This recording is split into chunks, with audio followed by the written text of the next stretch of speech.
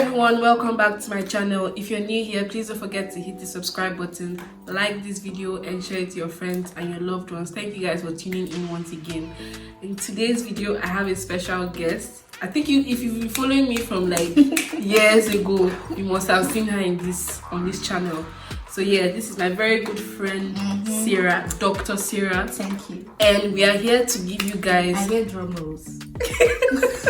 This is my very. You have to use it too. Anyways, we're going to be talking about mental health of medical students in general, to be honest. But because we schooled in Hungary, we would obviously be making a lot of references to like University of Debrecen and like how the system works and how it affected our mental health. Trust me, if you think that my mental health has not been challenged throughout my whole medical school experience, you're a joker. I feel like everybody has a story to tell when it comes to medical school and like failures and different things. So especially in Hungary.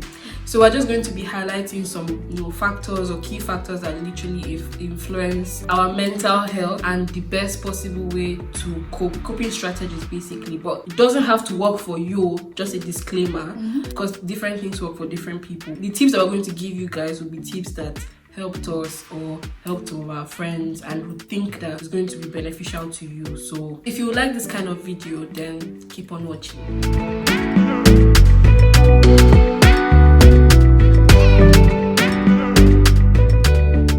First things first, what would you say was a major thing that affected your mental health in medical school?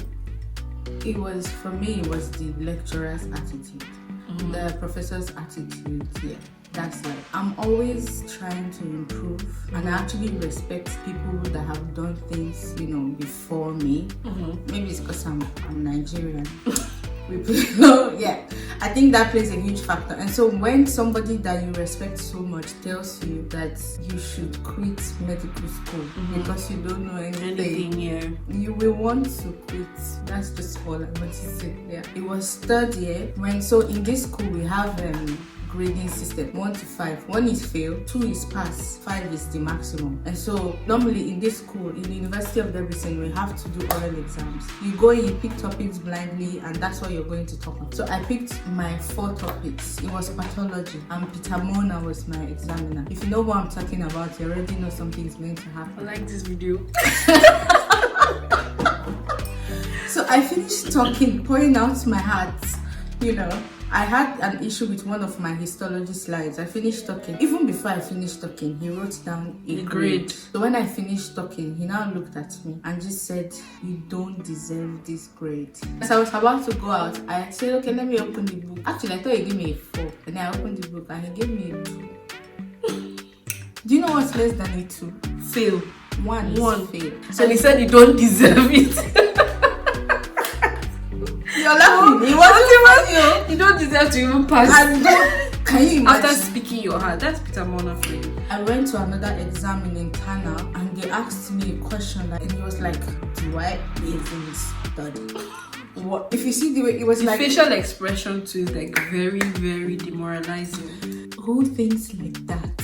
That kind of this thing. He was like, "I don't think like a doctor. This is fragile me. I believe these people." I did. I went to look for a book that I called Think Like a Doctor. It's a book like that. Trust me. I googled it and I was like, how to think like a doctor. That was how broken I was. But yeah. And then what about you? For me, I don't even know. Like one thing that ate that that this one. I feel like from the very first time, because I'm a very humble person. I'm not the type that if I get 2 or 3, I'll be very furious, I'll be angry. I mean, there are some cases where you answer all the questions correctly and then they just give you like, I deserve a 5, and then you still give me a 2 or 3. But those times I usually still blame it on myself because I felt like maybe if I was more confident, if I was more outspoken, like if my voice was out, because you're nervous, you're afraid that you're going to fail or something. So because some people spew trash and still get a 5. It happens where like they don't know more than half of the topic, and just because they are confident in the nonsense that they are saying, they still get a 5. So when it comes to like your grade is in the hands of your supervisor or your teacher or your lecturer, I'm very humble, and it's the Nigerian in me. it's the Nigerian in me that makes me humble. So I feel like from the first time that I failed, and even when I passed, I was still getting like 3, 4. I was already like, it's as if I just accepted it, that's my fate.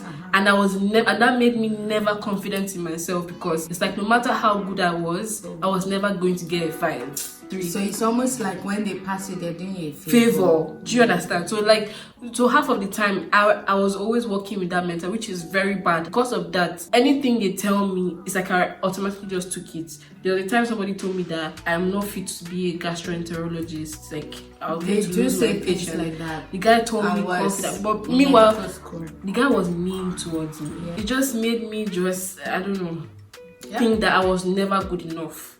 So I kept running with that mentality, and it really dealt with me. Another thing again that makes a lot of us struggle with anxiety and all these things in medical school is comparison.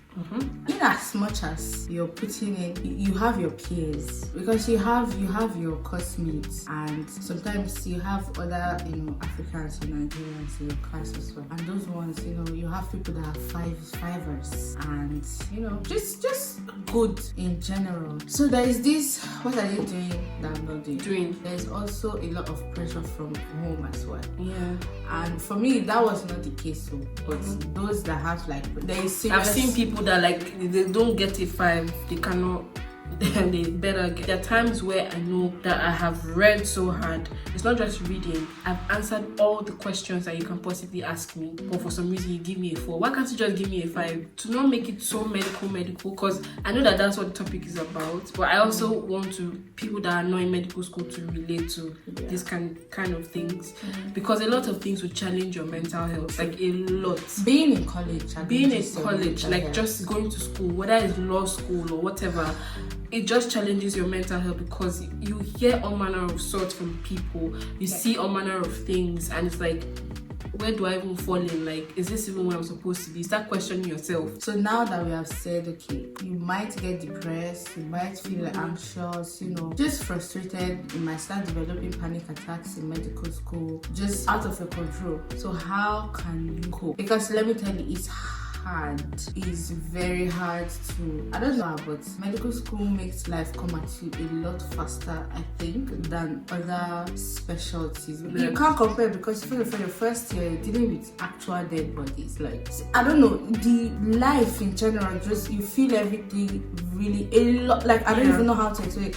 Your playful side, it takes away, it's away in your playful side, and every time you have to have serious conversations. You know what? So one thing to cope, just prepare. I will tell you, just be prepared that it's going to happen. If you're just starting out school, if you're just entering medical school, or if you're just about to start life in general, just be prepared that you are going to get rejections, you're going to get no's, you're going to get, from people you value their opinions. That's a different ballgame. You're prepared that, okay, once you start sensing that your energy levels is dropping, or you're not feeling yourself anymore, you're not confident in yourself anymore, you just start like discovering where is it coming from. Is it from teachers? Is it from your friends? Is it from home? So that you know how best to tackle all of this, This is. So now, the coping strategy for me, the number one coping strategy is, let me say 1B first before I say 1A. 1B, the 1B, number 1B is support system. The 1A is knowing who you are. Like I said, I keep saying it, know who you are. Number 1A in the coping strategies of like how to deal with depression, anxiety, blah, blah, blah, is knowing who you are. And then the B is support system. Because is it knowing who you are, you will know who fits you best, or what fits you best, or who to hang If around. You don't know who you are, anything that is available becomes acceptable, and that may not necessarily be for you. So the first thing is knowing who you are and what you can take. There's something I've noticed, that the right people will come your way when you focus your energy on yourself. I don't even know how to put yourself. Like, I'm not even talking about being a narcissist. It will attract. Trust me, you will attract. Yes, that's the fact. You have to focus on yourself, because the more you focus on other people and who they say choose your friends, don't let your friends choose you. Yes. Somehow I agree with that, but at the same time, I'm of the opinion that you focus on yourself. Forget about choosing friends because they will come. Yes. The effortless friendships are the ones that last longer. So you don't have to force somebody to be your friend or force someone to like do the things that you love to do, or you have to force yourself to do the things that they love to do. That's like you compromising a whole lot on yourself. You need time, and that's time wasting. Don't be afraid to be alone. Don't be afraid to be alone. Like, just be content with your space. When the time is right, the right person will want to hang around you, and the feeling will be mutual. You don't have to fake anything. Because for you to have a good support system, both of you can't be on the same level. The person has to be stronger than you in some aspects. And you have to be stronger than the person in other aspects. So you can balance yourself. So when you're down, this is very important, and that's why the C that can be AI that I'm bringing now. What is she saying? These are my steps now. Okay, I say number 1 is know yourself. Number 2 is support system. So the number AI that's in between these two, in my opinion, is God, Jehovah. I'm saying this. That's my A. See, I feel like mine is AI. See, why is the heading? Why I'm saying is AI. You're not a Christian. You don't have a relationship with God. You shall know something about yourself, even if you don't know God. So that's why for me it's like AI. But for like that's why I'm saying it's AI, because He has placed me in situations where it has forced me to stay alone. And then now thinking retrospectively, that is what I needed. So even if I know that I know myself, I didn't know that I knew what I needed. So even if I knew myself, I didn't know I was hurting myself by being in certain situations. I know, even like having God at the center of everything, it just helps you make the right decisions, because once you're getting to know yourself, it doesn't mean that you'll be alone. You don't have to be alone, but the thing is, He would send the right people. He will show you people to go. And you know the funny thing is, you would not go and look for those people. These are people that will offer help to you without you even asking for it. Sometimes miracles happen, like you just go and eat without even studying, and there are sometimes that He just knows you need help. And then He sends the help. He knows what you need to pass or to overcome that situation. Goal of these points is number 1, just the way I know I'm studying, I need to study alone, and she knows she studies faster with people. What we are saying is, now the environment now God has created for me is a place to stay, a noisy, less environment, keeping my family at peace, so that my head, because if my mind is not at peace, nothing will enter my head. Really, God is like a core important factor in everybody's life, not even just in school, because I'm trying to make sure that not just medical students understand or relate to this video. I want like even normal people in your day-to-day activity in life, after school, during school, before school, in your place of work. Just if you just adapt this thought process, if you have this thought process or mentality of like understanding yourself and like depending on God to send the right people around you, things will be easy for you. Because even in the place of work is another toxic place that can affect your mental health, because if you're not working around the right people, a lot of things can go wrong. Well, the next coping strategy is don't compare yourself.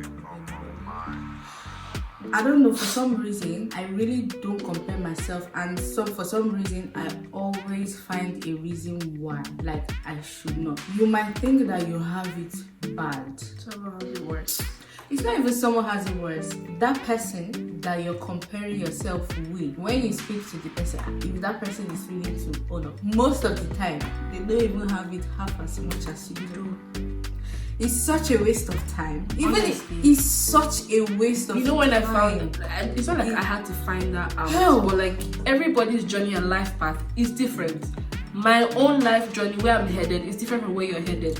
And at the end of the day, I'm not saying that we'll have to be greater than each other at some point, but like wherever I'm going, I have to just focus on my journey, because the point where I start looking at other people, I'm losing balance in my own journey. I cannot drive straight again. So you need to focus on yourself. So when I realized, and there are times where you now start talking to people and they're like, I understand what you're going through, because me too, I'm going through the same thing. Alone. You might even see us and think that we have it all together. Listen, before we started this video, we're already talking about how what we can do aside medicine to further our life, because the way it is now, like, you just have to look for other alternatives. Yes. And it's the truth and reality of life. Plan A, plan B, plan C. And I was just telling her that there are times where I feel like it's compulsory for me to pursue this medicine. Like, I should still get a medical job because I've gotten my degree, and because other people are pursuing it as well. I just feel like if I don't, I'm a failure. That's how I feel. I won't lie to you. I'm going to be brutally honest. Sometimes I feel like I have to get a job. I have to like work in clinical medicine, because all my other friends that went to medical school are now working in clinical medicine. At least for the first 5 years of their life, they have to specialize first before anything else. So it makes me feel like if I don't, I'm a failure. And I have to clear that from my head, because what if it's not meant for me? Okay, number 3, patience. Patience. Yes.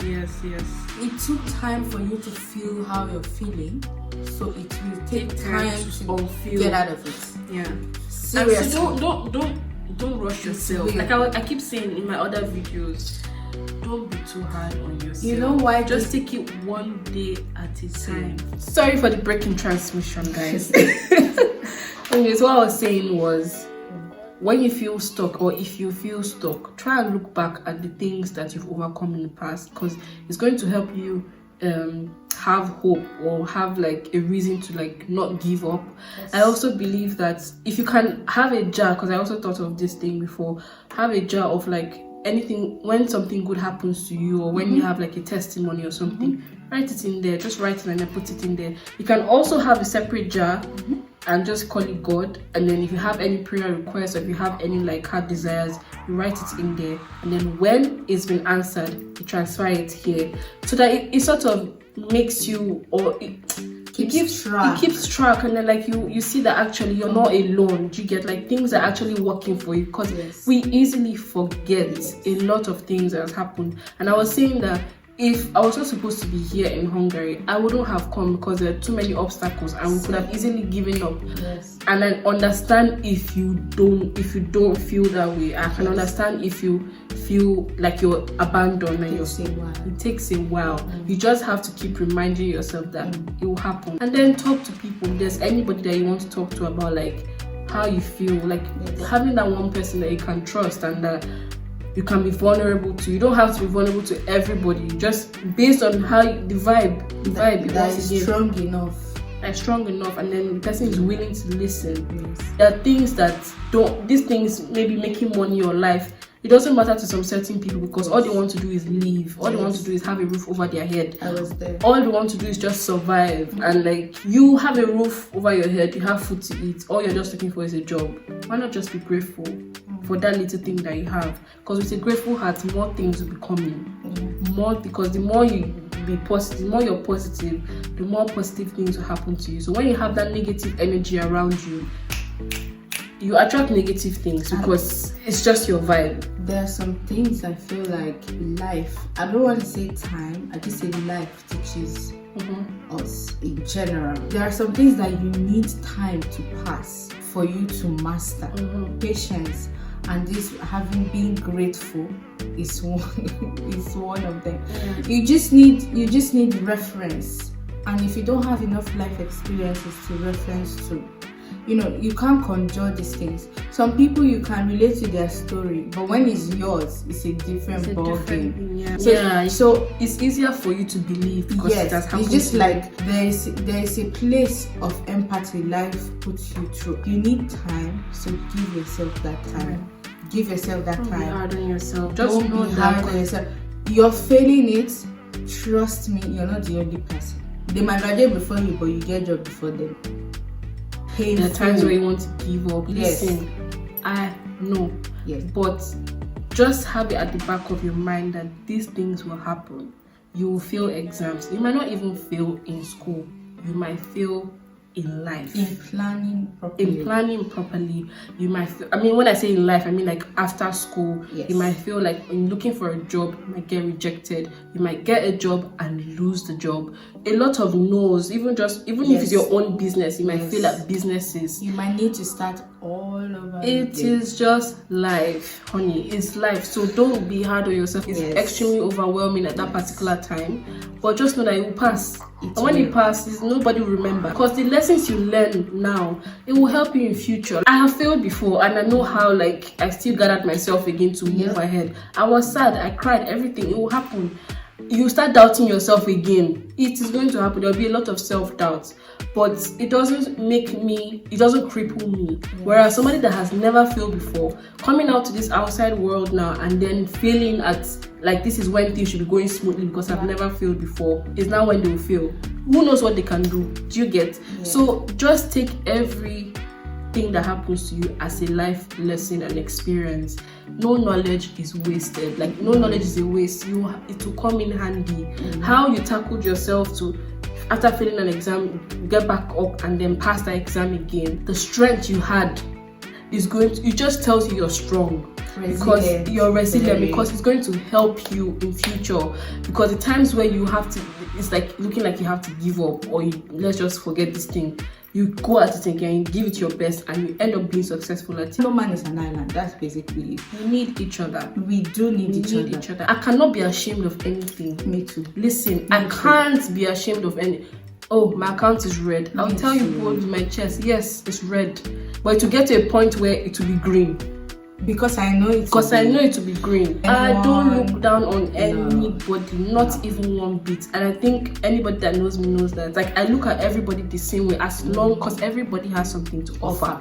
Don't think that you are less of a human being, especially when teachers tell you all manner of things. Your mental health is very important. So try and, like, occupy your mind. Watch movies, things that just can take your mind off certain things. Watch educative stuff, or like try to learn a skill that can maybe help you in the future, something that you're interested in, so that you can gather strength and then come back and face it again. So and sometimes you get rejections because you're too valuable, and not because you're not worth enough. Fact. I don't even care who is looking. I've been in many situations where people look down on me, but one thing I know for sure, I will not look down on me. The moment you look down on yourself, trust me, people will believe it. And especially if you're schooling in Europe or you're in the Europe setting, if they believe that you don't have self-confidence, your own has finished. Because now a lot of people try to detect what you should do, how you should feel. Even if everybody looks down at you, like people look at you and say you cannot do this, the last person that should do that is you. You can also tell when somebody else is looking down on you. It's quite easy. It's very easy. It's very easy. You know. You have to protect your space. A lot of people will look at me and say, oh, you're so confident. How are you confident? Yo, listen. I've been in so many situations where people have told me you will not do it. But I know that I will do it. The person that will kill me, like I was saying, is me. So to counteract it, I have to be very conscious about what I let to stay. And so that is why I have to talk it out. Even if anybody does not believe in you, it should never be you. We have a lot. I can talk for hours. We have a lot of things to say, but we hope you guys went home with a thing or two. Like, we're not perfect. We ourselves. I'm sure I will even watch this video and also use it for myself because I need it. So we hope you enjoyed this video, and if you have any questions whatsoever, whether medical school related, like I'm not an expert, but we can try our best. Don't fail to hit us up either on Instagram. I'll put all the details in the description box, or you can even leave a comment in the comment section, and we'll definitely reply your questions. Don't forget to hit the subscribe button once again. Don't forget to like this video, and don't forget to share it to your friends and your loved ones. Thank you guys for watching, and we'll see you in our next one.